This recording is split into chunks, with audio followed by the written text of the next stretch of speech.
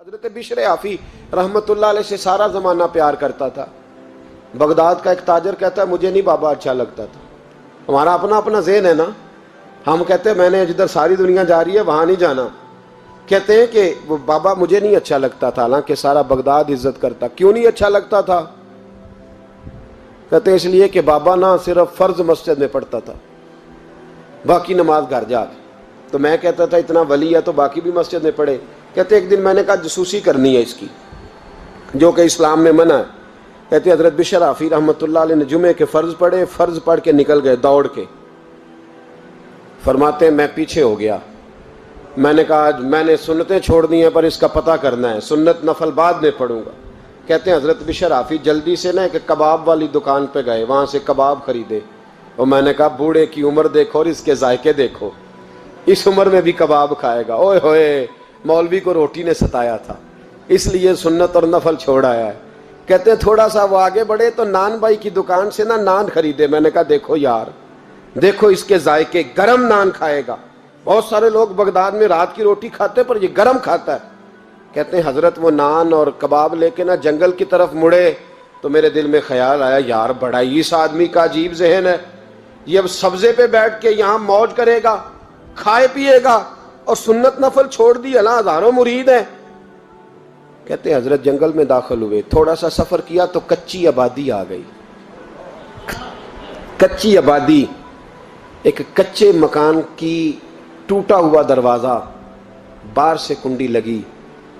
Baghdad کے ننگے پاؤں چلنے والے ہزاروں مریدوں کے اس پیر نے کنڈی کھولی، اندر گئے، ایک فالج زدہ بابا جی بیٹھے۔ کہتے ہیں حضرت بشر آفی نے اپنی پگڑی کھولی اور اس آدمی کے منہ سے پانی نکل رہا تھا، رال ٹپک رہی تھی۔ کہتے ہیں پہلے اپنی پگڑی سے منہ صاف کیا، پھر پیالے سے پانی ڈال کے منہ دھویا، پھر حضرت اس کے ٹانگوں پہ کپڑا ڈال کے روٹی کا لقمہ توڑ کے اس کے منہ میں ڈال کے کہنے لگے بابا ناراض نہ ہونا، جمعے والے دن مجھے دیر ہو جاتی ہے، ابھی تو میں نے سنت اور نفل بھی پڑھنے ہیں، ناراض نہ ہونا، مجھے دیر ہو جاتی ہے۔ کہتے ہیں وہ بابا رو پڑا اور کہنے لگا بشر یار 14 سال ہو گئے تو روز آتا ہے، 14 سال، یہ 1 صدی کا قصہ ہے، 2-4 برس کی بات نہیں، 14 سال سے تو روز آتا ہے، میں پتہ نہیں کب تک لاش بنے پڑا رہوں گا، تو کب تک آئے گا؟ حضرت بشر آفی نے بابے کے آنسو پوچھ کے کہا بابا فکر نہ کر، آج کے بعد یہ جملہ نہ کہنا کہ تو میرے لیے بوجھ ہے۔ فرمایا لوگ سمجھتے ہیں کہ میں نے عبادت کر کے مقام پایا ہے، لوگ سمجھتے ہیں میں نوافل زیادہ پڑھتا ہوں، دنیا جانتی ہے کہ میری رات کی تسبیح زیادہ مضبوط ہے، پر میں ان میں سے کوئی بات بھی نہیں، میں تو تیری نوکری کرتا ہوں تو اللہ نے میری عزتوں میں اضافہ فرما دیا ہے۔ سوچ ہی صاف نہیں، نظریہ ہی ٹھیک نہیں، فکر ہی ٹھیک نہیں۔ اسلام نظریے کا مذہب ہے، سوچ کا۔ مسند امام احمد بن حنبل کی حدیث سنی، حضرت انس بن مالک فرماتے ہیں جب انسان نے روزہ رکھا ہوتا ہے نا تو روح ویسے ہی پاک ہوتی ہے اس کی۔ میں نے یہ سوچا کہ کچھ باتیں ایسی کی جائیں جس سے تھوڑی سی سوچیں بھی تبدیل ہوں، کچھ سوچوں کا وضو، سوچوں کا غسل، افکار و نظریات کی بھی بات ہو۔ ہم سمجھتے ہیں کہ شاید کثرت عبادت اصل ہے۔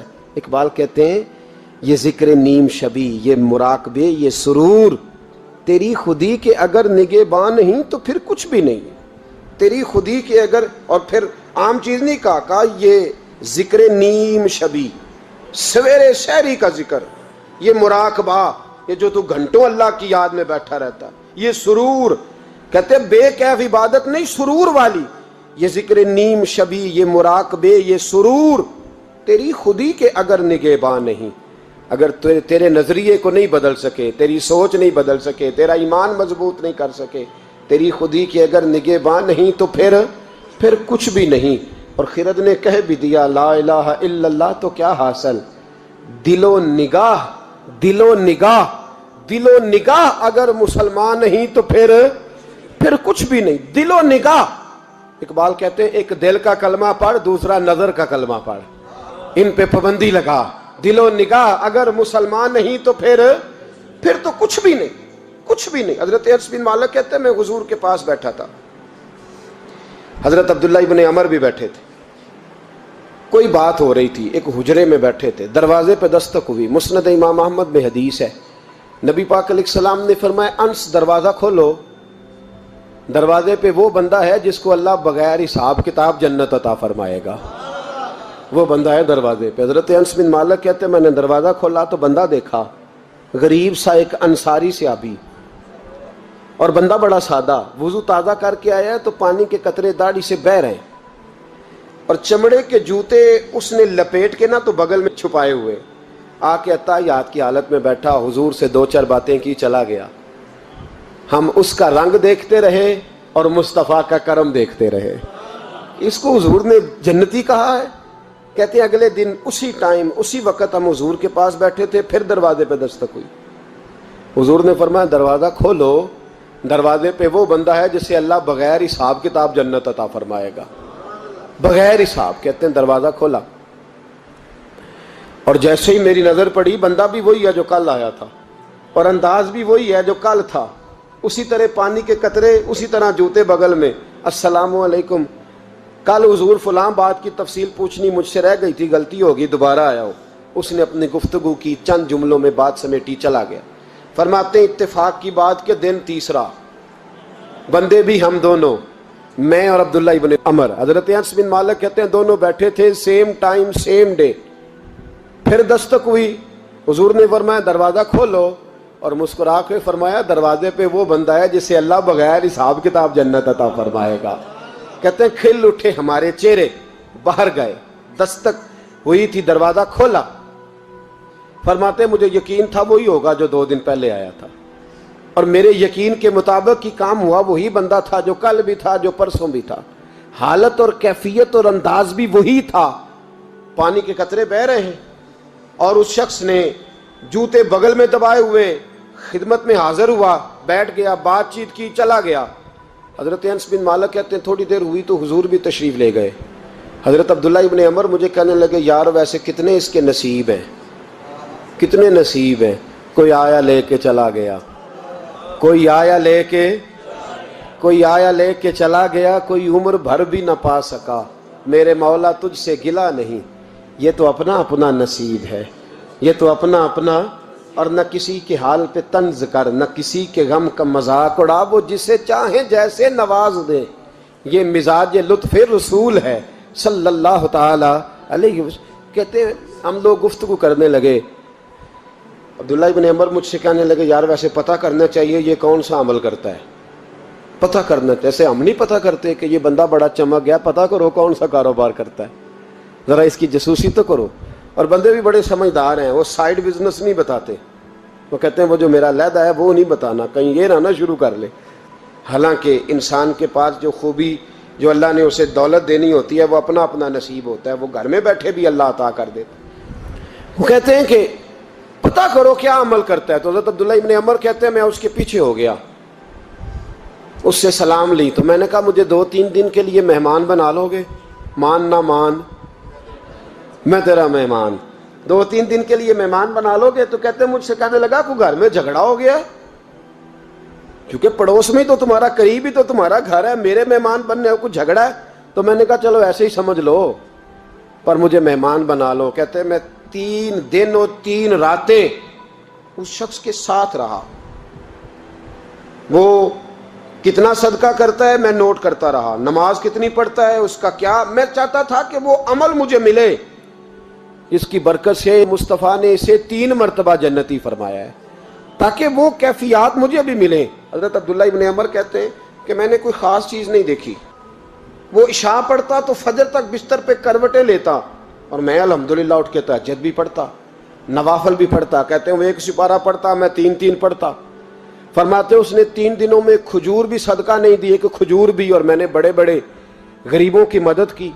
میں کہنے لگا کہ عمل تو میرا زیادہ ہے اس سے، پھر خوبی کیا ہے؟ خاص توجہ کرنا، اسلام اور دین کا جو فکری اساس، جو فکری اساس ہمیں صحابہ نے دی۔ حضرت عبداللہ ابن عمر کہتے ہیں میں نے تیسرے دن اسے کہا بھائی اللہ تیرا بھلا کرے، تو نے بڑی خدمت کی، میں نے جانا ہے میرا کوئی جھگڑا نہیں ہوا تھا، میں تو بس تیرا عمل دیکھنے آیا تھا کہ تو عمل کیا کرتا ہے۔ تو وہ صحابی کہتے ہیں مجھے کہنے لگے یار تو میرا عمل دیکھنے آیا تھا، مجھے بتا تو صحیح کیا نے، اور کیوں دیکھنے آیا میرا عمل، تجھے کیا ضرورت پڑی میری جاسوسی کی؟ تو کہتے ہیں مجھ سے جب اس نے سوال کیا تو میں نے اس کو کہا بھائی تو 3 دن آیا نا ہم بیٹھے ہوئے تھے؟ کہا ہاں میں آتا رہا ہوں۔ کہا 3 دن نبی پاک نے فرمایا اللہ تجھے بغیر حساب کتاب جنت عطا فرمائے گا۔ تو میں چاہتا تھا کہ میں ذرا جاسوسی کروں، ذرا دیکھوں، کھوج لگاؤں کون سا ایسا عمل ہے، آپ بھی ذرا دھیان دیجئے گا، کون سا ایسا عمل ہے، حالانکہ تو عشاء پڑھتا ہے اور اٹھ کے فجر پڑھتا ہے، میں تہجد بھی پڑھتا ہوں، تیرا سپارہ 1 ہے میرے 3 ہے، کون سا ایسا عمل ہے جس کے سبب تجھے جنت ملے گی؟ کہتے ہیں وہ صحابی کہنے لگے یار کوئی ایسا عمل نہیں، کوئی شے نہیں، میں اس قابل ہی نہیں، من نانم کے من دانم، جو میں ہوں مجھے پتا ہے۔ کہا پھر کوئی بات تو ہوگی، تیری مہربانی بتا دے، میں نے 3 دن 3 راتیں محنت کی ہیں، بتا دے۔ کہتے ہیں وہ کہنے لگے اگر تجھے بتاؤں نا تو پھر سن، میں جب رات کو سوتا ہوں تو اپنے دل پہ نظر ڈالتا ہوں، اور سویرے جب اٹھتا ہوں تو پھر اپنے دل پہ نظر ڈالتا ہوں، موبائل پہ نہیں، کنجی پہ نہیں کہ چابیاں کدھر ہیں، بٹوے پہ نہیں، میں رات کو سوتے ہوئے بھی اپنے دل پہ نظر ڈالتا ہوں، سویرے اٹھتے ہوئے بھی میں سب سے پہلے اپنے دل پہ نظر ڈالتا ہوں۔ فرماتے ہیں الحمدللہ میرے دل میں کسی کا حسد نہیں ہے، کسی کے بارے میں کوئی کینہ نہیں ہے، کوئی کسی کے بارے میں میل نہیں، میں اللہ کے ہر بندے کے بارے میں سوچ، نظریہ، فکر اچھی رکھتا ہوں۔ اور فرمایا میں تیرے بارے میں بھی عبداللہ یہی سوچتا ہوں کہ تو مجھ سے زیادہ نیک ہے۔ الحمدللہ اس وقت بھی میرا ذہن یہ ہے کہ انس بن مالک مجھ سے زیادہ پرہیزگار ہے، اس وقت بھی میری سوچ یہ ہے کہ محبوب کے سب صحابہ میں سب سے کمزور میں ہی ہوں۔ نابد عبداللہ ابن عمر کہتے ہیں میں نے اس کا ہاتھ چوما، میں نے کہا سمجھ آ گئی ہے، تیرا نظریہ، تیری سوچ پکی اور سچی مسلمان ہے، تو دل اور روح کا مسلمان ہے، تو نظر اور روح کا مسلمان ہے۔ یہ سبب ہے کہ اللہ کے رسول نے زمین پر چلتے ہوئے بھی تجھے 3 دفعہ جنت کی بشارت عطا فرما دی۔